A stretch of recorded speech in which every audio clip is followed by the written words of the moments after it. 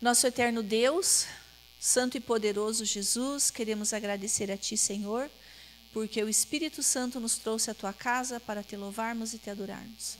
Obrigada porque o nosso primeiro dia desta semana foi uma bênção. Com certeza o Senhor esteve na casa de todos os irmãos que estão aqui, porque esteve na minha. E nós ficamos felizes, Senhor, porque a paz, a tranquilidade, e nós sentimos a Tua presença fazendo morada em nosso lar. Obrigada, Jesus, porque estamos aqui interessados em estudar a Tua palavra e aprender mais de Ti e corrigir os nossos erros, sermos mais obedientes aos Teus mandamentos e à Tua palavra, para um dia estarmos dentro das mansões celestiais. Pai querido, abençoe todos os irmãos que aqui estão. Talvez alguns vieram aqui na Tua casa com dificuldades de saúde, de dor, não sei, talvez com algumas dificuldades de preocupações, aflições. Nesse momento queremos entregar em Tuas mãos tudo que está dentro do nosso coração. E também esta caixinha, que aqui tem muitos pedidos, o Senhor conhece todas as palavras, as frases que aqui estão, os agradecimentos, os pedidos, queremos colocar em Tuas mãos. Que o Senhor venha fazer o melhor por nós, que se faça a Sua vontade e não o nosso querer. Obrigada, Jesus, porque o Senhor nos ouve, obrigada porque o Senhor tem sido maravilhoso na nossa vida. Esteja com o Moacir, que irá trazer a mensagem da Tua palavra, que ele seja iluminado pelo poder do Espírito Santo. E, por favor, Jesus, que venhamos a ser obedientes, a aceitar a Tua palavra nesta noite. Obrigada por tudo, que os anjos do Senhor estejam sentados ao nosso lado e que ocupem esses espaços vazios que aqui estão. Entregamos a nossa vida em Tuas mãos, Te agradecendo por tudo que o Senhor já fez e pelas maravilhas que o Senhor ainda fará por nós. Em nome de Jesus. Amém. Tudo certinho. E a gente vai começar uma série, então, de estudo com vocês aqui, de eventos finais, 9 domingos em seguida. São temas que a gente vai discutir na Bíblia aqui, assuntos que vocês já conhecem, mas vamos recapitular no modo diferente com vocês aqui. Então, a partir de hoje aqui, a gente vai até junho, já fiz até as contas aqui, são 9 domingos em seguida com os temas principais da igreja nossa aqui. Porque hoje nós vemos assim, bastante pessoas ou que não estudam muito a palavra de Deus, começam a trazer novas teorias, nova teologia que não está na Bíblia e acabam, às vezes, confundindo as pessoas aqui. Morreu o Papa, por exemplo, aqui, já vem um monte de história agora, que agora vinha o 8º rei, porque não sei o quê, muitas coisas. Mas na palavra de Deus, a gente vai estudar com vocês aqui o que é que vai ser, o que é que vai acontecer, como é que vai acontecer, todas as coisas aqui, tá certo? Então, hoje, para nós começarmos aqui, nós já estamos estudando o livro de Apocalipse na Escola Sabatina, né? Estamos no livro de Gênesis, a gente vai dar uma estudada também hoje na questão da queda. Tá? Isso vão acompanhar então conosco aqui, todos os domingos aqui, os temas principais da mensagem nossa adventista aqui. Muito bem, você vai pegar a sua Bíblia, nós vamos acompanhar também aqui. Essa luz acesa em cima fica bom para vocês ou quer que apague? Não dá diferença, né? Que a imagem é bonita, né? Vou apagar? Para ir filmar lá que é melhor para apagar. Muito bem, só ligar aqui. Então nós vamos começar com vocês hoje aqui a queda, como aconteceu e qual foi o que Deus fez para solucionar a questão da queda. Muito bem. Então Deus criou tudo perfeito, apesar de hoje vivemos diversos defeitos ou pecado. Hoje você pode ir em certos lugares, você vê paisagem maravilhosa. Você vai para Morretes, você vê os rios, que eu vejo alguns irmãos passeando, né, tomando banho dos rios, com as pedrinhas, águas limpas, né?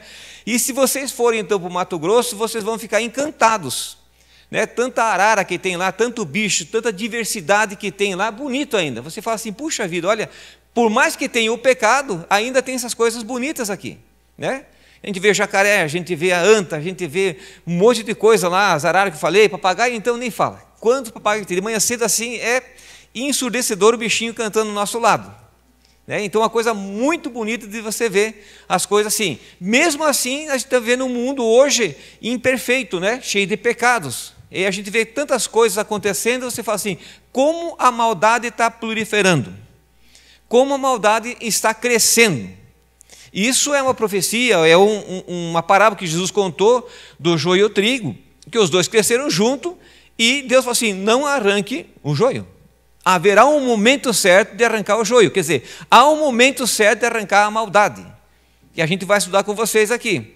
Então a gente está vendo que o mundo hoje, até bonito, mas imperfeito. Então aqui, ao criar um mundo, Deus promove um ambiente perfeito para o ser humano. Era para ser perfeito aqui, era para nós vivermos perfeitamente aqui, vivemos uma vida plena e eternamente. Mas a gente sabe que houve um caso no período dessa história que derrubou tudo isso aqui. Muito bem. E viu Deus que tudo era bom. Ao criar o mundo, dia após dia, Deus falou assim, está muito bom, está bonito, é isso mesmo. Ele não tinha criado o casal. É como fosse assim, um bercinho, ele estava criando o berço. É como os pais, por exemplo, ali, né? Que descobrem que estão grávidos ali, e a criança está vindo. Ele não vai esperar a criança nascer, para depois arrumar o quartinho, arrumar um bercinho, arrumar um enxovalzinho, né? Ele prepara o quê? Antes. Deus fez a mesma coisa. Antes ele cria o quê? Todas as coisas, e era muito bom, para depois criar o casal. Opa! Enquanto permaneceram fiéis a Deus, Adão e sua companheira deveriam exercer governo sobre a terra. Deu-lhe domínio ilimitado sobre todas as coisas viventes. O leão e o cordeirinho brincavam pacificamente em redor deles ou deitavam-lhe aos pés. Vocês podem imaginar essa cena? De um cordeiro pequenininho, e é bonito, né? E lá no Mato Grosso, a gente foi uma vez numa fazenda e tinha os cordeiros, né? A Meire tem até a foto do perfil dela segurando um cordeirinho, né? O que é muito bonito. E tinha um menininho lá, o filho do fazendeiro lá, ele falou, olha só o que vai acontecer aqui. E ele foi até onde estavam os cordeiros, bem no meio do mato, do campo assim lá. E ele com um balde sacolhou o milho. E ele veio. E aí até eu filmei, acho que eu já perdi essa imagem. Um cordeirinho atrás do outro seguindo ele. E aí levou no curralzinho lá, ele colocou o milho e fechou a porteira, e nós entramos lá e se deliciamos em pegar os cordeirinhos no colo, né? Que era uma coisa assim, linda de ver, linda de ver. E aí você olha um leão, que nem diz a Meire lá no céu, quero abraçar essa juba, tomara que tem um pente para pentear ele também lá, né? Mas agora os dois aqui, não dá certo. O cordeiro, né, inocente, e um leão carnívoro. Não vai dar muito certo, né? Mas antes da entrada do pecado, os dois brincavam juntos. Antes da entrada do pecado, era assim, literalmente chamado o paraíso. Então Deus e seus anjos tinham sempre um encontro com o jovem casal. Então todos os dias os anjos e Jesus estavam presentes junto com o casal. Sempre, todas as vezes estavam lá. E aí teve um rapaz que ele fez a seguinte pergunta, né, na rua assim, o que se prefere, 5 milhões no tal conta ou 5 minutos com Jesus? Qual a resposta que vocês acham que mais sobressaiu? 5 minutos na conta. E ele perguntava, por que 5 minutos na conta? Não, porque Jesus eu posso conversar com ele, coisa e tal, isso aqui é material, coisa e tal, assim assado, né? E às vezes as pessoas perguntavam, não, eu prefiro 5 minutos com Jesus. Imagine, irmão, 5 minutos com Jesus, o que ele falaria para nós. Olha, pessoalmente, olha, né? Que conselho em 5 minutos não daria? Que mudança de vida nós não teríamos 5 minutos com Jesus? Pessoalmente, vendo ele. Se bem que nós possamos passar muito mais desse tempo com Jesus aqui, e ele, através do poder do Espírito Santo, pode falar conosco também, né? E essa é a questão. Então o casal recebia assim a visita de Jesus e seus anjos todos os dias aqui. A astúcia da serpente aqui, vamos lá, Gênesis 3, de 1 a 5, vamos lá. Abra sua Bíblia também, agora. Gênesis 3, de 1 a 5.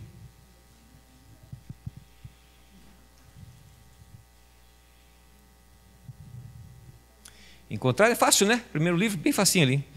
3, de 1 a 5 fala assim, mas a serpente é mais sagaz que todos os animais selváticos que o Senhor tinha feito, disse a mulher, é assim que Deus disse, não comereis de toda a árvore do jardim? Respondeu a mulher, do fruto da árvore do jardim podemos comer, mas do fruto da árvore que está no meio do jardim, disse Deus, dele não comereis, nem tocareis nele, para que não morrerais.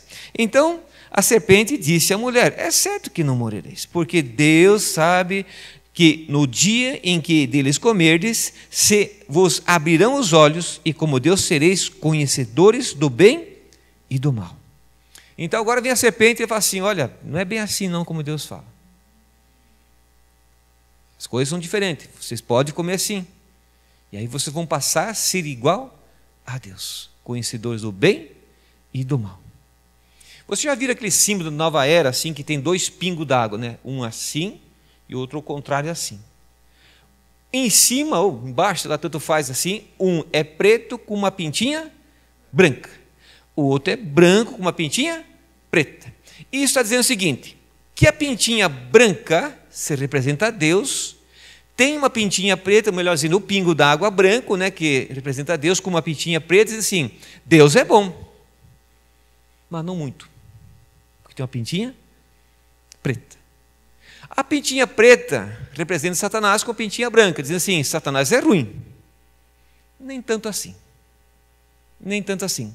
Saiu uma série aqui, eu acabei nem esquecendo, é em inglês, que fala assim, é de um extraterrestre que veio, que ele é vermelho, com chifres, com casco, e todo mundo tinha medo dele. Mas, por outro lado, ele era bonzinho.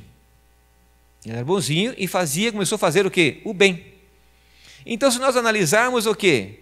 Então, Satanás veio, que é um extraterrestre, veio aqui, e a série dá a entender assim, que Satanás não é tão ruim assim, não.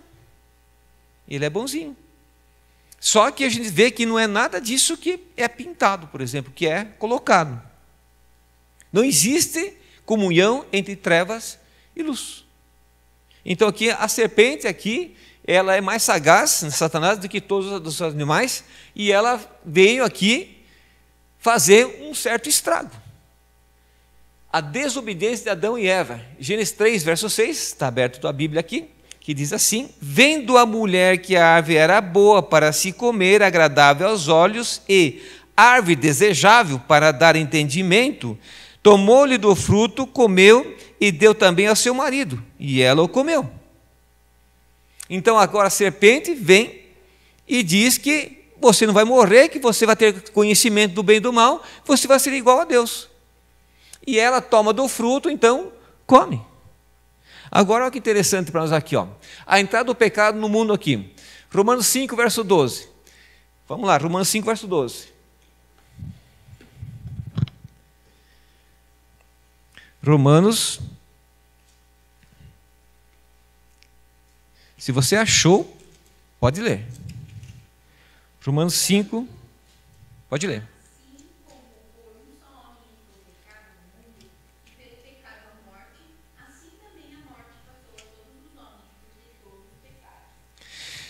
O que o verso fala, assim, para nós aqui? Obrigado, Stephanie. Portanto, assim como por um, quem comeu o fruto? Mas por que fala que é homem? Aqui. O homem era responsável pela mulher. Ele devia estar cuidando dela. Então entrou aqui, ó, assim por um homem, Adão, entrou o pecado. Ele devia estar cuidando da Eva. Ele era responsável. Ele foi criado por primeiro. Em hipótese alguma, já chegar aqui nessa questão aqui, irmãzinha. Então, assim, o responsável pela entrada do pecado é o homem, sim.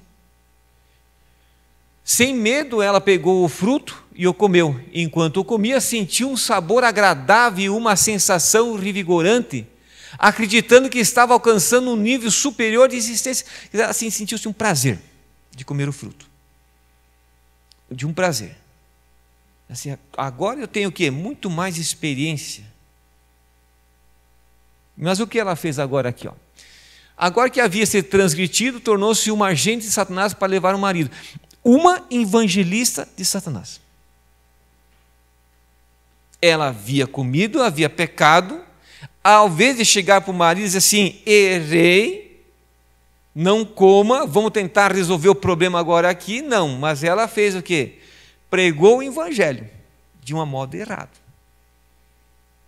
Ela chegou e falou assim, come aqui, deu para o marido comer. E o marido, por sua vez, aceitou, né? Muito bem. Todos pecaram e todo destituído ou todos carecem da glória de Deus. Romanos 3, verso 23. Pela entrada do pecado, pela queda que teve, todos nós temos pecado. A criança que nasce, ela já é pecadora, porque veio de pais pecadora. Então todos nós carecemos da glória de Deus, estamos destituídos da sua glória, precisamos da glória de Deus. Independente, todos nós somos pecadores. Não tem como não. A perda da inocência, quando o casal come, e aí eles percebem que aquela inocência que tinham de estarem nus, que estavam cobertos realmente por uma glória de Deus, desaparece. Então agora eles percebem o quê? Que eles estavam nus. E a primeira coisa que eles fizeram após a queda e verem que eles estavam nus foi tomar uma atitude de quê? Se esconder. Se esconder, vamos lá, vamos se esconder. Porque na tarde vinha quem? Os anjos, vinha Jesus, vinha Deus aqui estar com eles. Então toda aquela inocência que eles tinham, agora eles perdem. Um dos livros de Ellen White fala o seguinte, deve ser a história da redenção, se não foge a minha memória, que quando Adão pecou, Eva pecou, as coisas mudaram no jardim do Éden. E a maior tristeza de Adão foi quando ele viu a primeira folha cair, morrer. Que até então, do nascimento deles até a queda, a Bíblia não traz luz nenhuma, qual é o tempo que percorreu ali. E agora Adão vê uma folha caindo. Eu sou culpado. E aí ele tem que matar um cordeirinho. Um cordeiro. Com o que ele matou? Faca? Não tinha. Possivelmente pedra. Sangue escorrendo. Que tristeza que não foi na perca da inocência deles aqui. Trabalho árduo, Gênesis 3, versos 16 a 19. Se está aberto a Bíblia aqui também, né? Volta um pouquinho só. 16 até 19. Ou aberto, nós estamos em Romanos, né? Vamos voltar para Gênesis. Gênesis 3, verso 16 até os 19. E a mulher disse, multiplicarei sobremodo o sofrimento da tua gravidez. Em meio às dores darás à luz os filhos. E o teu desejo será para o teu marido, e ele te governará. Isso é o castigo que Eva recebeu, a dor do parto. E Adão disse, visto que atendeste à voz da tua mulher e comeste da árvore que te ordenei não comeste, maldita a terra por tua causa. Em fadigas obterás dela o sustento durante os dias da tua vida. Ela produzirá também cardos abrolhos, os matos, vamos dizer assim, e também comerás a erva do campo. No suor do teu rosto comerás o teu pão, até que tornes a terra, pois dela foste formado, porque tu és pó, e ao pó. Então Deus falou assim, agora, vocês são casal, vocês vão ter que se virar. Eva, ao dar luz, você vai sentir muita dor. Adão, por sua vez, você vai ter que trabalhar. Eles tinham um trabalho no jardim do Éden que não era cansativo. O primeiro trabalho da Bíblia, nós vamos ver que é jardineiro, né? Eles tinham que cuidar das plantas lá. E agora, além de cuidar das plantas, que aliás foram expulsos assim, eles tinham que fazer o que? Tinham que trabalhar para o seu sustento. E a mulher seria governada pelo homem, não é um governo de mandar, né? Mas o homem tinha que trazer o sustento para a casa. O trabalho, o suor. Até ele se tornar, voltar para o pó, porque do pó fosse tornado, até ele morrer. Então o trabalho era agora com árduo e dor. Pela entrada do quê? Do pecado. Porque o salário do pecado é a morte, mas o dom gratuito de Deus é a vida eterna, por Cristo Jesus nosso Senhor. Se todos nós pecamos, infelizmente, todos estão ou todos vão morrer, salvo se Cristo não voltar antes. Todos nós vamos morrer. E o tempo passa, né? O tempo passa rápido. Se Cristo voltar antes, né, não passaremos pela morte. Mas até lá, senão, temos que permanecermos, né, fiéis a Deus, voltaremos ao pó. Quando Cristo voltar, nós vamos ressuscitar. Isso a gente vai estudar para frente com vocês. Mas o salário do pecado, infelizmente, é a morte. E o único que venceu a morte foi Cristo Jesus. Se Cristo não tivesse ressuscitado, Paulo fala que a nossa fé seria em vão. Portanto, ele ressuscitou, nos dá sim a oportunidade, né, da salvação em Cristo Jesus. O plano de Deus para a salvação, Gênesis 3, verso 15. Então, quando entrou o pecado, Deus teve o plano da salvação. 3, o verso 15, que fala assim para nós. Está aqui. Porém, inimizade entre ti e a mulher, entre a tua descendência e o seu descendente. Este te ferirá o calcanhar e tu lhe ferirás... Este lhe ferirá a cabeça e tu lhe ferirás o calcanhar. Então, qual foi a promessa de Deus? Que viria um descendente para a questão do pecado, solucionar a questão do pecado. Eva, por sua vez, pensou que o descendente seria quem? O filho dela. Se você olhar aqui, 4, o verso 1, diz assim, ó: cobitou o homem com Eva, sua mulher, e este concedeu à luz a Caim. Então disse: adquiri um varão com auxílio de quem? Do Senhor. Ela pensa que Caim agora seria o descendente. Mas quando Caim mata Abel, ele falou: não pode ser descendente. Ele matou. Olha só agora o verso 25. 4, 25. Tornou Adão coabitar com a sua mulher, e ela deu à luz um filho, e pôs o nome de Sete, porque, disse ela, Deus me concedeu outro descendente em lugar de Abel, que Caim matou. Ela pensa agora que Sete seria o descendente que iria resolver os problemas. Ela não entendeu, obviamente, de que o descendente viria quando? Bem para frente. Ela não teria os filhos. Ela pensou assim: puxa, nós erramos, pecamos, né? Mas logo vai ser solucionado o problema aqui. Não era assim tão simples. A história ou a redenção, a história da redenção está começando aqui.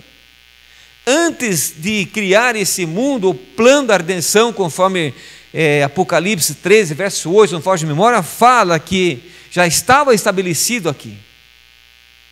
Então, Deus não deixaria esse mundo à mercê. João fala que Jesus nunca nos abandonaria. Quando ele ia, deixaria o Espírito Santo. Mas essa descendência não viria por Adão e Eva e dos seus filhos, viria lá pela frente. Agora, a maior expressão de amor de Deus para o ser humano é ter criado esse mundo. Deus sabia que esse mundo ia cair em pecado e ter a queda, sim ou não? Sim. Por que ele cria? Porque é amor. Ele falou assim: se eu não criar aqui, eu não tenho amor. Então eu vou criar, vai ter um problema, eu sei que vai ter um problema aqui, mas eu já tenho o quê? Uma redenção estabelecida para os que caem. Então, quando o mundo foi criado aqui, e a serpente foi com Eva, mentiu para ela, e ela comeu, começa então a história da redenção.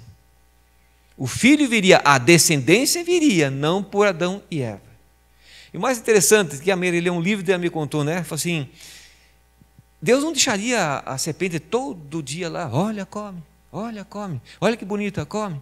Se ela suportasse um pouquinho mais essa tentação, Deus teria tirado Satanás aqui, ele não teria mais acesso aqui. Porque é o quê? Ser humano.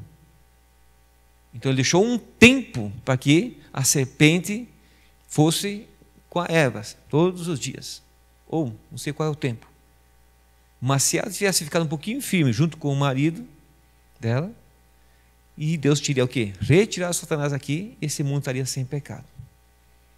Mas o pecado entrou, nós estamos aqui, estamos vivendo a história da redenção, aqui, até a volta de Jesus Cristo. Ops, eu apertei aqui embaixo. Aí. A esperança da restauração.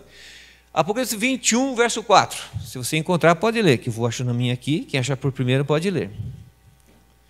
Mas como eu abri bem em cima da Bíblia aqui, ficou até fácil aqui. Diz assim: Ele enxugará dos olhos toda lágrima, e a morte já não existe. Não haverá luto, nem pranto, nem dor, porque as primeiras coisas passaram. A restauração já está estabelecida para frente. A promessa de Deus, existe aqui, um pouquinho para frente aqui, que ele fala que as promessas delas são verdadeiras. E quando Deus fala que vai acontecer, porque vai acontecer. A restauração será restabelecida. Quanto mais o tempo passa, mais tecnológico está ficando as pessoas. Chegou lá em casa um carro, esse tempo atrás, aqui para fazer um orçamento de um negocinho lá da empresa lá. Eu falei, ele chegou desligado o motor, né? Ele era elétrico, você não escuta nada. Aí então o Marcelo falou assim, esses são os jovens da tecnologia, eles querem tudo, não escuta nada, querem tudo, coisa assim. Então, cada vez que mais passa, mais a tecnologia vai avançando, né? A Steph mostrou hoje para nós lá um carro que é elétrico, mas ele foi na água, ele foi dirigindo na água, ele foi, deu um passeio na água sem problema nenhum, voltou, saiu e está tudo certinho. Então, quanto mais tempo passa, mais tecnologia está ficando no mundo.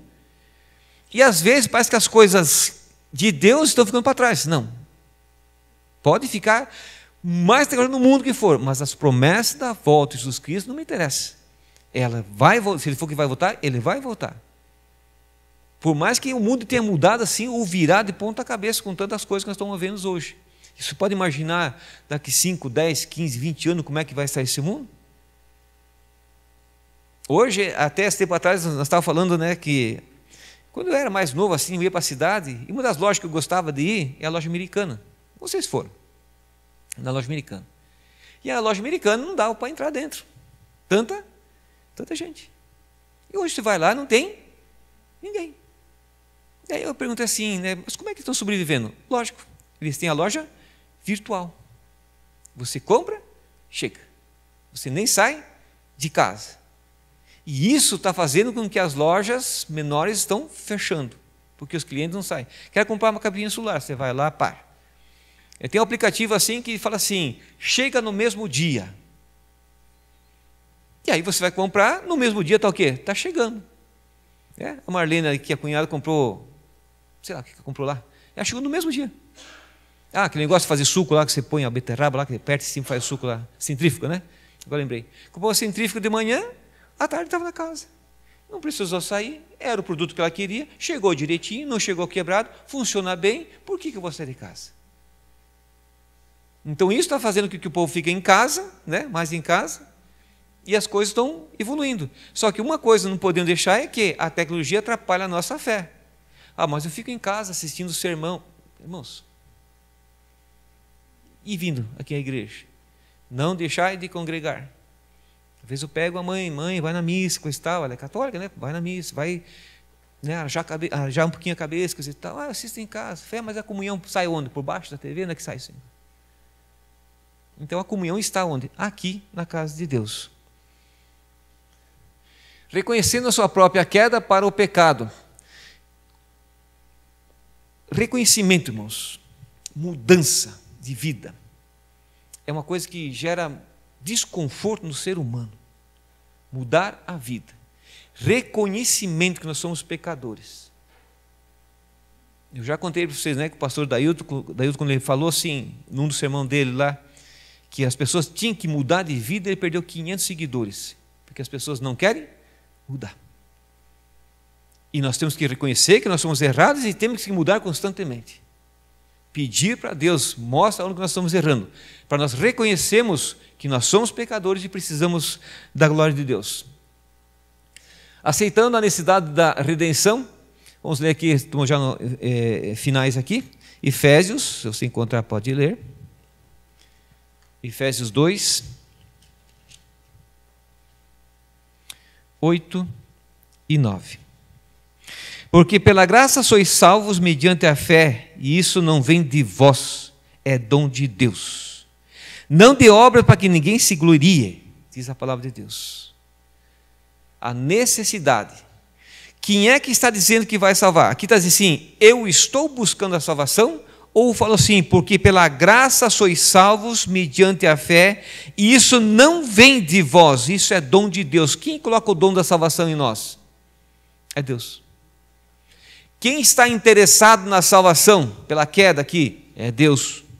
Quem é que procurou o casal por primeiro lá que se esconderam? Foi Deus. Não foi o casal, Senhor, olha, nós erramos aqui. E o negócio está meio feio aqui, o que podemos fazer aqui? Não, eles se esconderam. Aí Deus perguntou, onde é que vocês estão? E aí houve uma troca de acusações ali entre a mulher, o homem e a serpente. Ah, a serpente, é a mulher. E culpado saiu Deus, né? A mulher que tu me deste, que fez eu pecar. Você colocou a mulher, eu pequei. Acusou quem? Deus pelo pecado.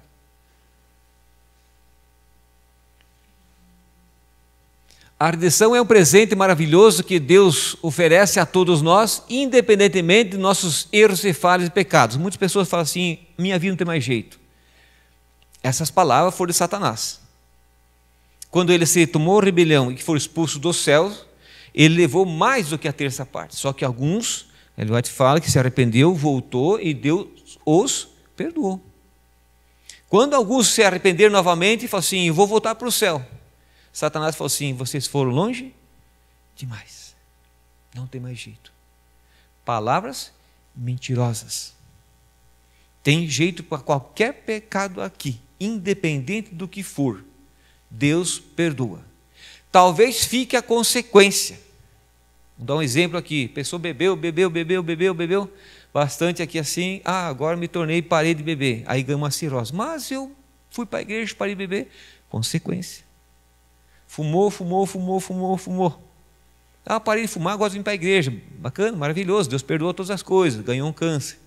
Mas eu vim para a igreja. Consequência. Então, todo pecado, às vezes, que foi cometido, existe uma consequência. Mas Deus pode, sim, perdoar todos os pecados, independente. Restaurar a vida de qualquer pessoa que se chegue a Deus.